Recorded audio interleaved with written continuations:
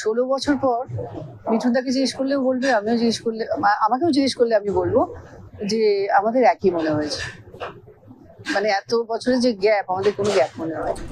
আমরা পুজোয় কোনো সেলিব্রেশন করি না, কারণ আমার দুর্গাপুজোর আগের থেকে কালী পুজো অবধি আমার যত ফ্যামিলি ডিজাস্টার সেটা বহু বছর ধরে হচ্ছে, যার ফলে পুজোটা আমার কাছে আমার মনে পড়ে না যে সেলিব্রেট করেছি। যদি আপনারা একটু মনটা হালকা করতে চান তাহলে একটু হলে গিয়ে শাস্ত্রী দেখবেন। আমি আশা রাখবো শাস্ত্রী দেখে আপনাদের মনটা হালকা হবে, আপনাদের ভালো লাগবে।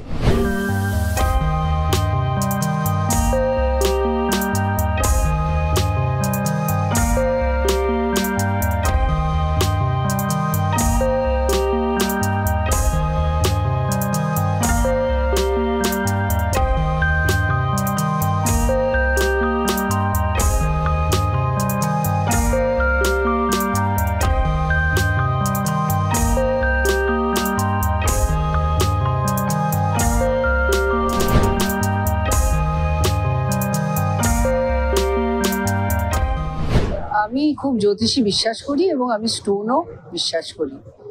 আমি একটা অ্যাস্ট্রোলজিক্যাল গাইডেন্স নিই সবসময়, আর আমি ঈশ্বরকেও বিশ্বাস করি।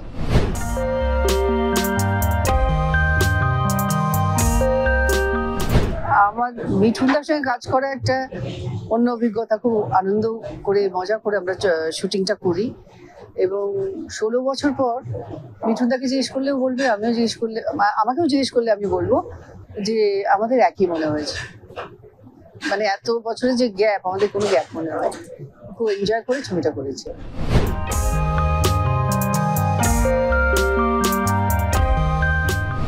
রান্না করে খাইয়েছি, এটা পারিবারিক ব্যাপার।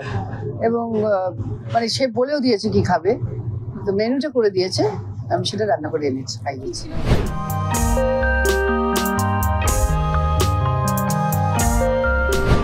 ইলিশ মাছ স্পেশালি চেয়েছিল, ডিমওয়ালা, তো সেটা আমি ক্যানিং থেকে আনিয়েছিলাম মাছটা।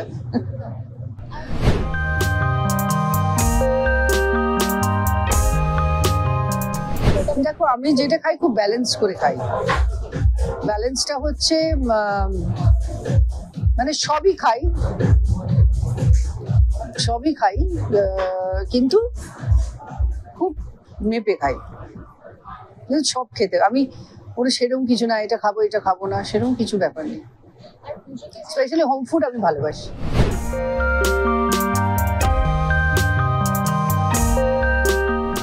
আমরা পুজোয় কোনো সেলিব্রেশন করি না, কারণ আমার দুর্গাপুজোর আগের থেকে কালী পুজো অবধি আমার যত ফ্যামিলি ডিজাস্টার সেটা বহু বছর ধরে হচ্ছে, যার ফলে পুজোটা আমার কাছে আমার মনে পড়ে না যে সেলিব্রেট করেছি অনেক বছর।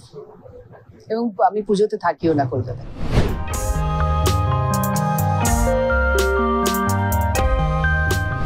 এবারে কোথাও যেতে পারিনি, কারণ আমার দিদি চলে গেছেন, তার আগে আমার বড় মামার ছেলে মারা গেছে অগস্ট মাসে। পরপর দুটো মিসহ্যাপ হয়েছে আমাদের, তো ওই জন্যে আমি প্ল্যান করতে পারিনি এবার।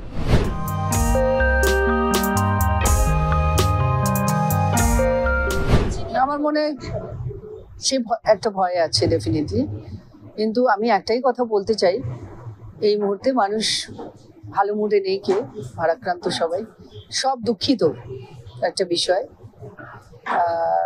আমিও দুঃখিত ইকুয়ালি। একটাই কথা বলবো যে আমাদের গুরুজনরা বলে, যখন ভীষণ মানুষের জীবনে এই ধরনের সিচুয়েশন আসে, তখন বলে একটু মনটা হালকা করার জন্য একটু ঘুরে আয়, বা একটু বন্ধুর সঙ্গে কথা বল, গল্প কর, বা একটা সিনেমা দেখে আয়। তো সেই সূত্রে বলবো, যদি আপনারা একটু মনটা হালকা করতে চান তাহলে একটু হলে গিয়ে শাস্ত্রী দেখবেন। আমি আশা রাখবো শাস্ত্রী দেখে আপনাদের মনটা হালকা হবে, আপনাদের ভালো লাগবে।